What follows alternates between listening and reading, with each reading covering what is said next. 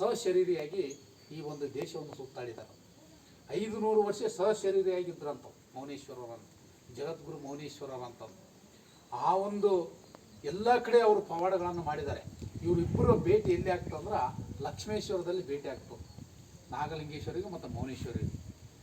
ಅಲ್ಲಿ ಭೇಟಿಯಾಗಿ ಮಾತುಕತೆ ಆಡಿದ್ದು ಕೂಡ ನಮ್ಮ ಮೌನೇಶ್ವರ ಚರಿತ್ರೆಯಲ್ಲಿ ಉಲ್ಲೇಖ ಇದೆ. ಇಂತಹ ಒಂದು ಸ್ಥಳದಲ್ಲಿ ಇವತ್ತೆಲ್ಲ ಅಭಿವೃದ್ಧಿಯನ್ನು ಮಾಡ್ತಾ ಇದ್ದೀವಿ. ಮುಖ್ಯವಾಗಿರ್ತಕ್ಕಂಥ ಇವತ್ತು ಇನ್ನೊಂದು ವಿಶೇಷವಾಗಿರ್ತಕ್ಕಂಥಂತಂದರೆ, ಇಡೀ ನಮ್ಮ 12ನೇ ಶತಮಾನದೊಳಗೆ ಮಾನವತಾವಾದಿ ಅಂತ ಕರಿತಾ ಇದ್ದೀವಿ. ಮತ್ತು ಯಾವ ಜಾತಿ ಭೇದ ಪಂಥಗಳನ್ನೆಲ್ಲ ಮೀರಿ ಮಾನವ ಧರ್ಮ ಶ್ರೇಷ್ಠ ಅನ್ನತಕ್ಕಂಥ ಸಾರಿ ಹೇಳಿರ್ತಕ್ಕಂಥ ಇವತ್ತು ಬಸವೇಶ್ವರ ಜಯಂತಿ ಇದೆ. ಆ ಬಸವೇಶ್ವರ ಜಯಂತಿಯ ಪೂರ್ವದಲ್ಲಿ ನಾವು ಬಸವೇಶ್ವರರು ಜೀವನವನ್ನು ತಿಳ್ಕೋಬೇಕಾಗಿದ್ದು ಅವಶ್ಯಕವಾಗಿದೆ. ಅವರು ಯಾವ ರೀತಿ ಬದುಕಿದ್ರು, ಅವರು ಯಾವ ರೀತಿಯಾಗಿ ಒಂದು ಅಧಿಕಾರವನ್ನು ವಹಿಸಿದರು, ಅಧಿಕಾರದಲ್ಲಿದ್ದಾಗೂ ಕೂಡ ಸಮಾಜವನ್ನು ನವ ಸಮಾಜವನ್ನು ಕಟ್ಟಬೇಕನ್ನತಕ್ಕಂಥ ಸಂಕಲ್ಪವನ್ನು ಯಾವ ರೀತಿ ತೊಟ್ಟಿದ್ರು ಅನ್ನತಕ್ಕಂಥದ್ದು ಇವತ್ತು ನಾವೆಲ್ಲ ತಿಳ್ಕೊಳ್ಳೋದು ಭಾಳ ಅತ್ಯವಶ್ಯಕವಾಗಿದೆ. ಆ ಒಂದು ಅಲ್ಲಿ ಮಂತ್ರಿ ಆಗಿದ್ದರೂ ಕೂಡ ಅವ್ರದ್ದೇ ಒಂದು ಸತ್ಸಂಗ ಅಂತ ಮಾಡ್ತಾಯಿದ್ರು. ಅವ್ರದ್ದೇ ಆಗಿರ್ತಕ್ಕಂಥ ಒಂದು ಶರಣರ ಒಂದು ಗುಂಪನ್ನು ಕಟ್ಟಿಕೊಂಡು ಅವರು ಏನೈತಪ್ಪ ಅಂತಂದರೆ ಒಂದು ಸತ್ಸಂಗ ನಡೆಸ್ತಾ ಇದ್ರು ಅನ್ನತಕ್ಕಂಥದ್ದು ಅವರ ಚರಿತ್ರೆಯಲ್ಲಿ ನೋಡ್ರಿ ನೀವು. ಎಷ್ಟು ಒಂದು ಸಾಧು ಸಂತರನ್ನು ಕೂಡಿ ಹಾಕಿ ಅವರು ಒಂದು ಕಡೆ ಮಂತ್ರಿಯಾಗಿ ರಾಜಕಾರಣದಲ್ಲಿ ಇದ್ದರೂ ಕೂಡ ಈ ಕಡೆ ಒಂದು ಕಡೆ ಏನು ಮಾಡ್ತಾ ಇದ್ರು ಅಂದರೆ ಸಮಾಜವನ್ನು ಕಟ್ಟತಕ್ಕಂಥ ಕೆಲಸವನ್ನು ಮಾಡ್ತಾ ಇದ್ರು ಅಂತಕ್ಕಂಥದ್ದು.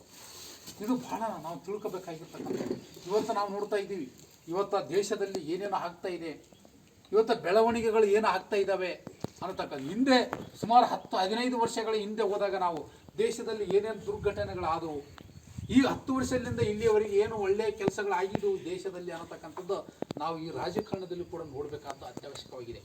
ಈ ಒಂದು ಬಸವೇಶ್ವರರು ಏನೈತಪ್ಪ ಅಂತಂದರೆ ಒಂದು ಜಾತಿ ಧರ್ಮ ಮತವನ್ನು ಮೀರಿ ಸಮಾಜವನ್ನು ಕಟ್ಟತಕ್ಕಂಥ ಕೆಲಸವನ್ನು ಮಾಡಿದರು.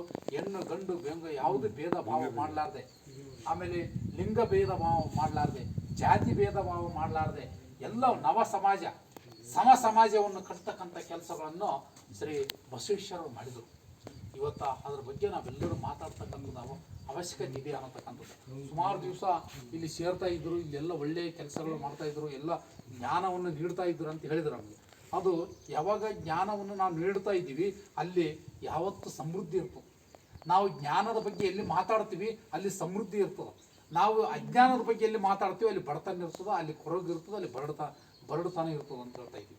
ಅದಕ್ಕಾಗಿ ಯಾವಾಗಲೂ ಈ ಜ್ಞಾನಕ್ಕೆ ನಾವು ಕೊರತೆ ಮಾಡಬಾರ್ದು. ಎಲ್ಲಿ ನಾವು ಸಾಧು ಸಂತರ ಸಹವಾಸ ಹೆಚ್ಚು ಇರ್ತದ ಅಲ್ಲಿ ನೋಡಿ ಸಮೃದ್ಧಿ ಇರ್ತದ, ನ್ಯಾಯ ಇರ್ತದ, ನೀತಿ ಇರ್ತದ, ಸಂತೋಷ ಇರ್ತದ, ಅಲ್ಲಿ ಎಲ್ಲ ಲವಲವಿಕೆ ಇರ್ತದೆ. ಆದರೆ ಸಾಧು ಸಂತರು ನಡೆದಾಡಿರ್ತಕ್ಕಂಥ ಆ ಕ್ಷೇತ್ರಗಳನ್ನು ನಾವೆಲ್ಲರೂ ಕಟ್ಟಿ ಬೆಳೆಸ್ತಕ್ಕಂಥ ಕೆಲಸಗಳನ್ನು ಆಗ್ಬೇಕಂತ ಈ ಸಂದರ್ಭದಲ್ಲಿ ಹೇಳ್ತಾ ನನಗೆ ಈ ಸಂದರ್ಭದಲ್ಲಿ ಮಾತಾಡಲು ಅವಕಾಶ ಮಾಡಿಕೊಟ್ಟು ತಮ್ಮೆಲ್ಲರಿಗೂ ಒಂದು ನನ್ನ